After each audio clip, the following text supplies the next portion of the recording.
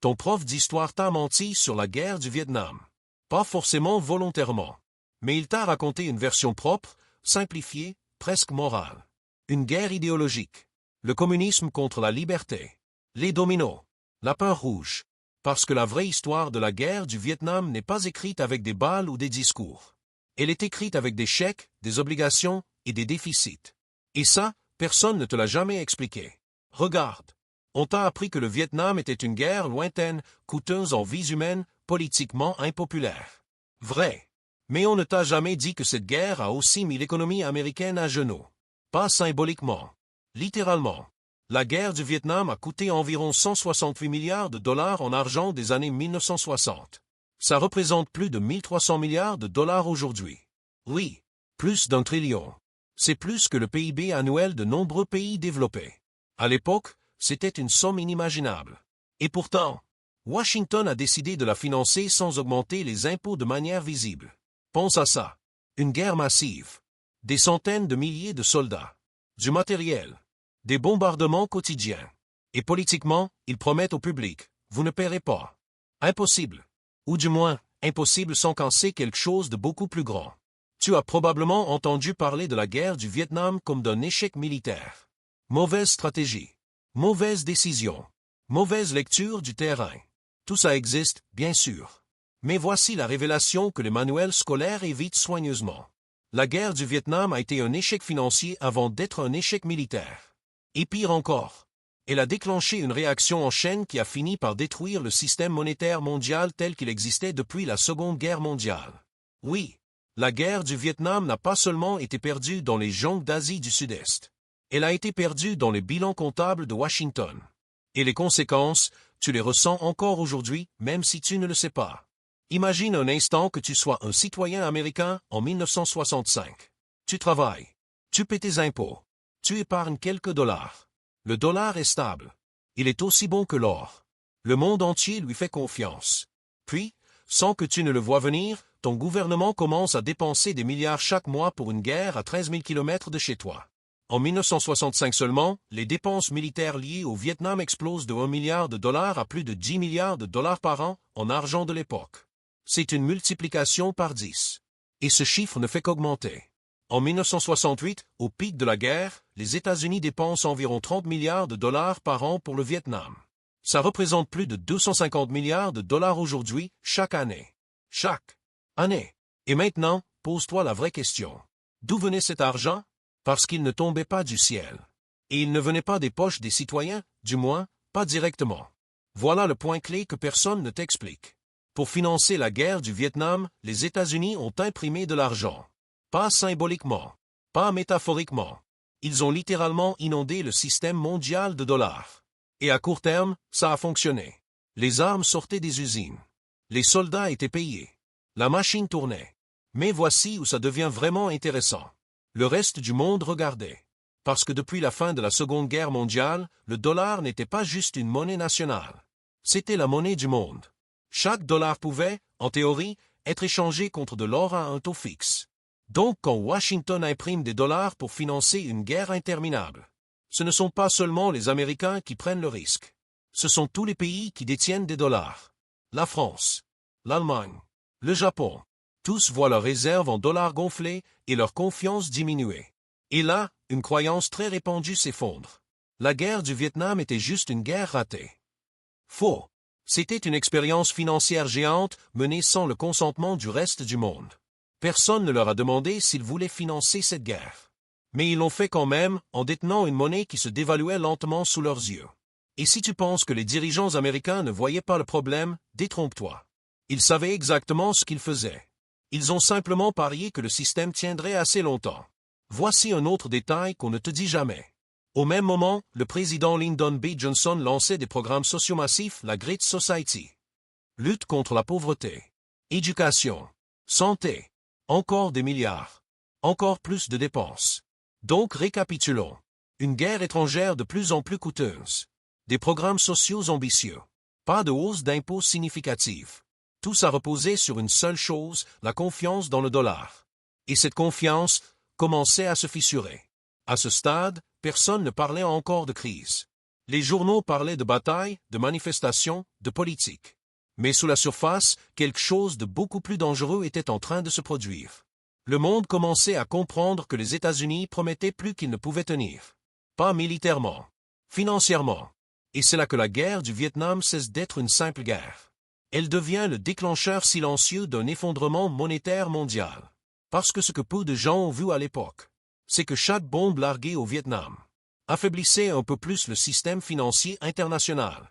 Mais ça ne se voyait pas encore. Donc maintenant que tu comprends une chose essentielle, que la guerre du Vietnam était déjà un pari financier risqué, il faut faire un pas en arrière. Parce que pour saisir à quel point ce pari était dangereux, tu dois comprendre le système économique mondial que les États-Unis étaient en train de mettre en jeu. Et c'est là que les choses deviennent vraiment intéressantes. Avant le Vietnam, le monde ne fonctionnait pas comme aujourd'hui. Pas de monnaie flottante. Pas de dollars imprimés sans limite. Il existait un système précis, fragile, mais incroyablement puissant. On l'appelait Bretton Woods. Voici la version simple. Après la Seconde Guerre mondiale, les États-Unis sortent avec l'économie la plus forte de la planète. Leurs usines tournent. Leur territoire est intact. Et surtout, ils possèdent la majorité de l'or mondial. En 1945, les États-Unis détiennent environ 20 000 tonnes d'or. C'est l'équivalent de près de 65% des réserves mondiales à l'époque. Un niveau de domination monétaire jamais vu dans l'histoire moderne. Alors ils proposent un deal au reste du monde. Toutes les grandes monnaies seront liées au dollar. Et le dollar, lui, sera échangeable contre de l'or à un taux fixe, 35 $ l'once, en argent de 1944. Ça représente environ 600 $ l'once aujourd'hui. Simple, stable, rassurant. Imagine que tu sois un banquier européen en 1955.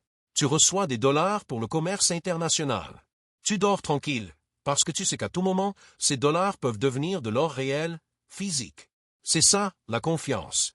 Et pendant presque 20 ans, ce système fonctionne. Les États-Unis financent la reconstruction de l'Europe. Le commerce mondial explose. Le dollar devient la colonne vertébrale de l'économie internationale. Mais voici le détail que presque personne ne souligne. Ce système ne fonctionne que si les États-Unis restent disciplinés. Ils doivent limiter leurs dépenses. Ils doivent éviter les déficits massifs. Et surtout, ils ne doivent pas imprimer plus de dollars qu'ils n'ont d'or.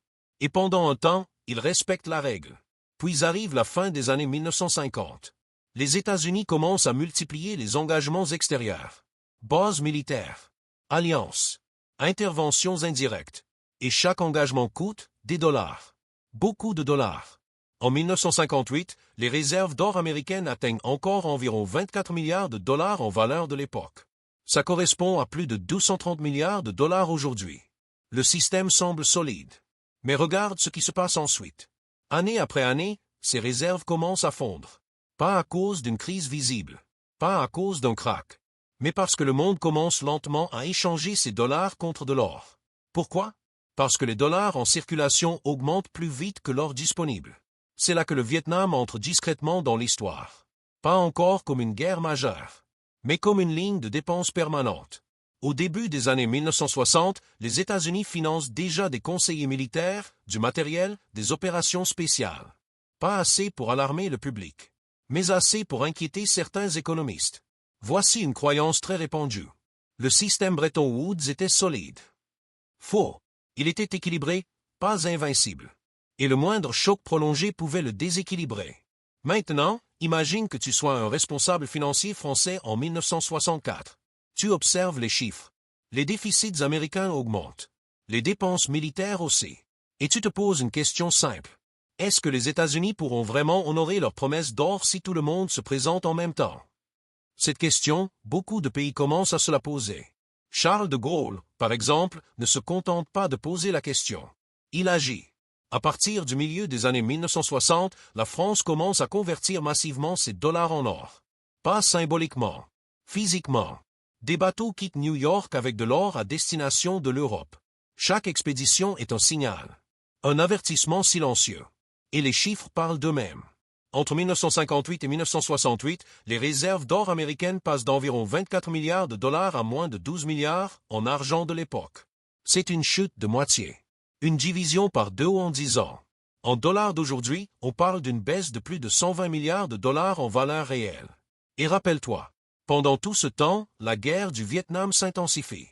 En 1965, Lyndon B. Johnson décide l'escalade massive. Des centaines de milliers de soldats. Des bombardements continuent. Et surtout, des dépenses sans précédent. Mais politiquement, Johnson refuse un choix clair. Soit augmenter fortement les impôts, soit réduire les programmes sociaux. Il choisit une troisième option. Emprunter et imprimer.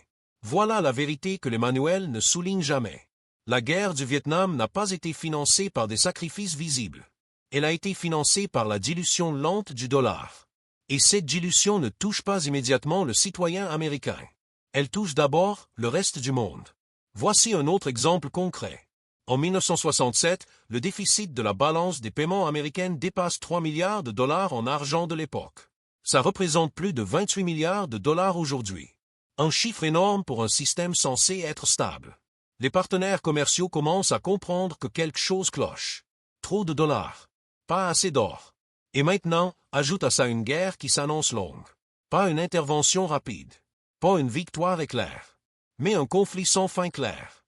La tension monte. Pas dans les rues seulement, mais dans les salles de réunion des banques centrales. Et voici la partie la plus troublante. À Washington, beaucoup savent que le système est sous pression. Mais personne ne veut être celui qui dira « on ne peut plus se le permettre ». Parce que reconnaître ça, c'est reconnaître que le pouvoir américain a des limites financières. Alors on gagne du temps. On repousse. On espère. Mais chaque mois de guerre ajoute une couche de stress au système monétaire mondial. Chaque dollar imprimé rapproche le monde d'un point de rupture. À ce stade, rien n'a encore explosé. Les marchés tiennent. Les alliés restent polis. Les journaux parlent de politique, pas de finance. Mais sous la surface, le système commence à craquer. Et ce qui est fascinant, c'est que la plupart des gens n'ont absolument rien vu venir. Parce que la vraie rupture ne commence pas avec une annonce officielle. Elle commence avec des décisions silencieuses, des transferts d'or, des accords discrets. Et une méfiance croissante envers le dollar. Et c'est exactement là que l'histoire bascule. Alors maintenant que tu comprends une chose cruciale, le système monétaire mondial tenait déjà sur des bases fragiles, voilà le moment où tout bascule. Parce qu'à partir d'ici, ce n'est plus de la théorie ni des signaux faibles. C'est le choc, le déclencheur, le point de non-retour. Et ce point précis porte une date. Ou 1964. Golfe du Tonkin. Tu as probablement appris ça comme un simple incident naval. 2 destroyers américains. Des torpilleurs nord-vietnamiens. Une riposte nécessaire. Une erreur qui entraîne une résolution du Congrès. C'est la version officielle. Faute. Voici ce qui se passe réellement derrière le rideau financier. À ce moment-là, Washington ne débat pas seulement de stratégie militaire. Il débat de crédibilité économique. Souviens-toi de la dernière chose que nous avons vue. L'or quitte discrètement les coffres américains. Les déficits augmentent. La confiance internationale commence à se fissurer. Et voilà que les États-Unis annoncent une escalade militaire ouverte en Asie du Sud-Est. Regarde le timing. C'est là que ça devient troublant. Imagine que tu sois un banquier central européen en 1964. Tu détiens des centaines de millions de dollars en réserve. Des dollars censés être échangeables contre de l'or, à volonté. Puis tu lis les gros titres. Résolution du Golfe du Tonkin. Pouvoirs étendus pour le président Johnson. Engagement militaire total. Tu fais un calcul simple. Une guerre moderne coûte cher. Très cher. Et surtout, elle se paie en dollars. En 1965, l'escalade commence vraiment. Les troupes américaines au Vietnam passent d'environ 23 000 soldats à plus de 184 000 en un an. C'est une multiplication par 8. 8 fois plus d'hommes. 8 fois plus d'équipements. 8 fois plus de dépenses. Et maintenant, parlons argent. Le coût direct de la guerre atteint environ 25 milliards de dollars en 1967. Ça représente plus de 230 milliards de dollars aujourd'hui. Pour te donner une idée, c'est plus que le budget annuel total de la France à l'époque. Et ce chiffre ne ralentit pas. Il accélère. En 1968, les dépenses militaires liées au Vietnam dépassent 30 milliards de dollars en monnaie de l'époque, soit environ 270 milliards de dollars aujourd'hui. Chaque année. Voilà la première onde de choc. Mais voici où les manuels s'arrêtent. Et où l'histoire financière commence vraiment. Parce que ces dépenses ne restent pas confinées au Pentagone. Elles traversent l'économie entière. Lyndon B. Johnson fait un choix politique majeur. Il refuse d'augmenter fortement les impôts. Il refuse aussi de réduire ses programmes sociaux, la Great Society. Alors comment finance-t-il la guerre? Par le déficit. Entre 1965 et 1968, le déficit budgétaire américain passe d'environ 1,6 milliard de dollars à plus de 25 milliards de dollars en monnaie de l'époque. C'est un bond de plus de 15 fois. Un choc fiscal déguisé. Et maintenant, regarde ce qui se passe sur les marchés. Au début, Wall Street applaudit. Les entreprises de défense montent. Les commandes affluent. L'économie américaine semble tourner à plein régime. Mais derrière les indices boursiers, la pression monte ailleurs. Sur le dollar. Voici un détail que personne ne t'explique à l'école.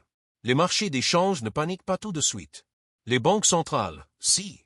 À partir de 1965, plusieurs pays européens, la France en tête, accélèrent leur demande de conversion de dollars en or.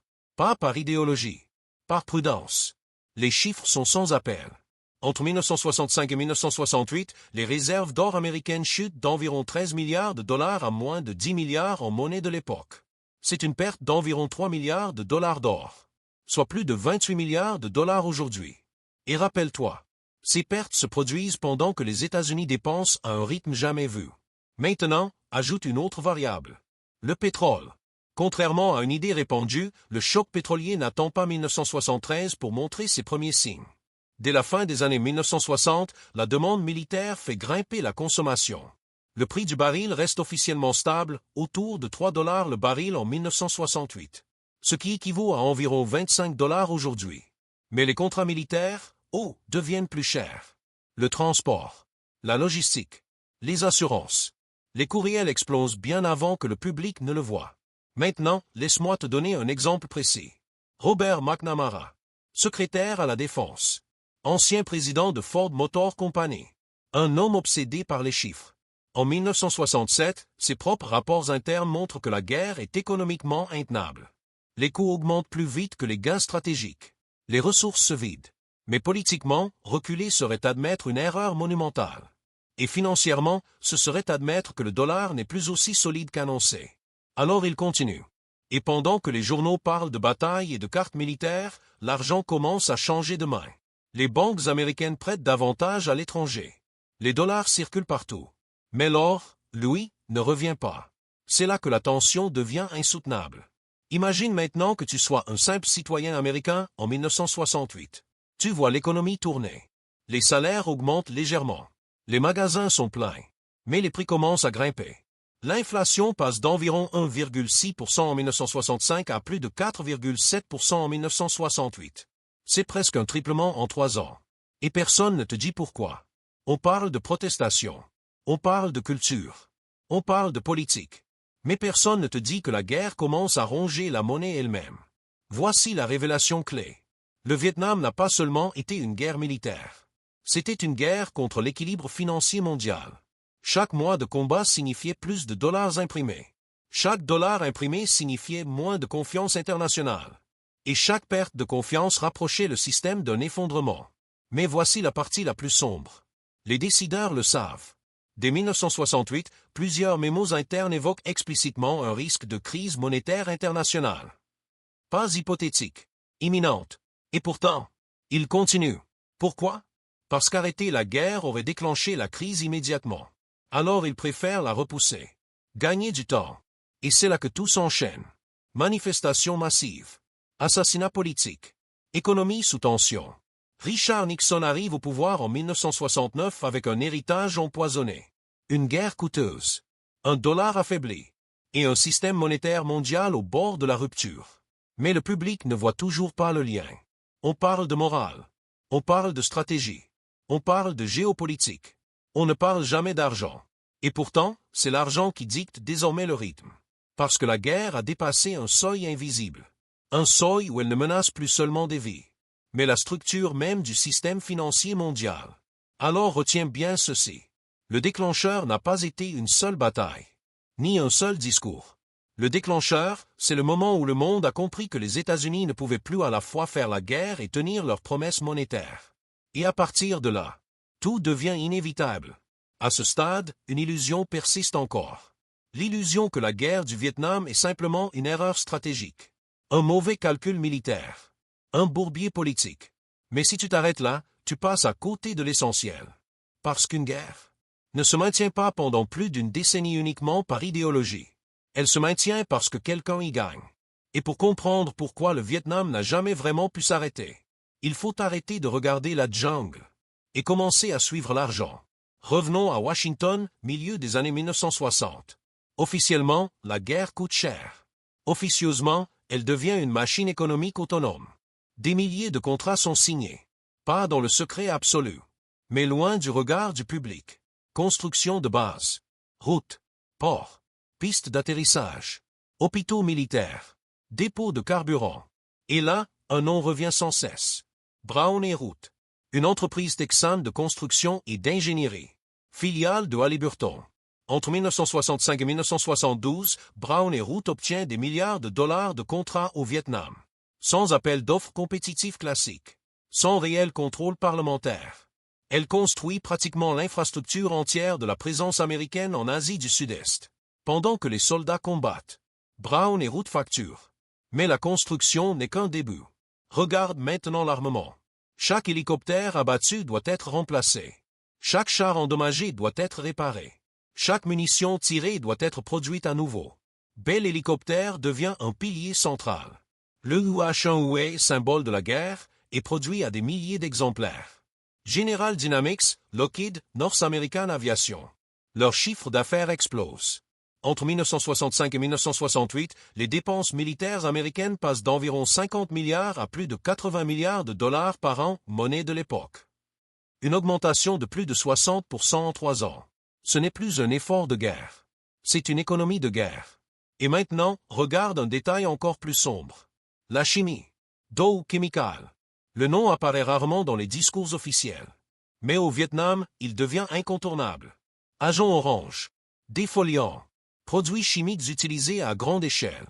Des contrats massifs. Des livraisons continues. Une production accélérée. À court terme, ces contrats stimulent l'industrie américaine. À long terme, ils créent des conséquences humaines et sanitaires catastrophiques. Mais financièrement, les flux sont constants, prévisibles, rentables. La guerre commence à ressembler à un gigantesque transfert de fonds publics vers des entreprises privées. Maintenant pose-toi une question simple. Qui paie réellement tout ça? La réponse officielle. L'État américain. La vraie réponse. La monnaie elle-même. Parce que pour financer cette machine, les États-Unis n'augmentent pas suffisamment les impôts. Ils émettent de la dette. Ils injectent des dollars. Et ces dollars ne restent pas aux États-Unis. Ils sortent. Voici un mécanisme clé que presque personne ne comprend. Quand l'armée américaine paie des entreprises, ces entreprises paient des fournisseurs étrangers. Ces fournisseurs déposent des dollars dans des banques européennes. C'est la naissance et l'explosion du marché des eurodollars. Des dollars. Hors du contrôle direct de la Réserve fédérale. Hors des frontières américaines. À la fin des années 1960, le volume de dollars circulant en dehors des États-Unis dépasse les réserves d'or américaines elles-mêmes. C'est un paradoxe fatal. Les États-Unis promettent de convertir les dollars en or. Mais il existe désormais plus de dollars que d'or disponible. La guerre alimente directement ce déséquilibre. Et pendant que cette masse monétaire grossit, le citoyen américain commence à ressentir quelque chose de très concret. Les prix augmentent. Le loyer augmente. L'essence devient plus chère. La nourriture aussi. L'inflation n'est plus abstraite. Entre 1968 et 1970, elle dépasse régulièrement 5% par an. Ce qui, pour l'époque, est alarmant. La classe moyenne paie. Silencieusement. Mais personne ne relie ça à la guerre. On parle de troubles sociaux, de hippies, de culture, de protestations étudiantes. On évite soigneusement de dire « Cette guerre détruit votre pouvoir d'achat ». Maintenant, regarde la scène depuis l'étranger. La France, l'Allemagne de l'Ouest, le Japon. Ils observent les chiffres. Ils voient les déficits américains. Ils voient l'inflation. Ils voient les dollars s'accumuler dans leurs banques. Et une question devient inévitable. Et si tout le monde demandait son or en même temps? Charles de Gaulle ne fait que dire à voix haute ce que beaucoup pensent déjà. Les demandes de conversion augmentent. Les coffres de Fort Knox se vident lentement, mais sûrement. La guerre du Vietnam n'est plus seulement un conflit régional. C'est un test de résistance du système monétaire mondial. Et voici le piège ultime. Arrêter la guerre brutalement aurait provoqué une récession massive, un choc industriel, des faillites en chaîne. Une crise politique intérieure. Continuer la guerre provoque inflation, perte de confiance, fuite de l'or, crise monétaire internationale. C'est un dilemme insoluble. Chaque décision aggrave l'autre. Alors Washington choisit la seule option politiquement viable. Gagner du temps. Reporter l'effondrement. Empiler les dollars. Espérer que le système tienne encore un peu. Quand Nixon arrive au pouvoir en 1969, il hérite de cette bombe à retardement. La guerre continue. Les contrats aussi. Les déficits aussi. Mais désormais, ce n'est plus une question de Vietnam. C'est une question de survie du dollar. Et Nixon comprend quelque chose que peu de présidents ont osé admettre. Index revers pointant vers la droite blanc, le problème n'est plus la guerre. Index revers pointant vers la droite blanc, le problème, c'est la promesse faite au monde. Une promesse que les États-Unis ne peuvent plus tenir. Parce qu'à force de financer la guerre par la monnaie elle-même est devenue le champ de bataille. Et dans la section suivante, tu vas voir le moment exact où Washington choisit de sauver l'Amérique. En sacrifiant le système monétaire mondial.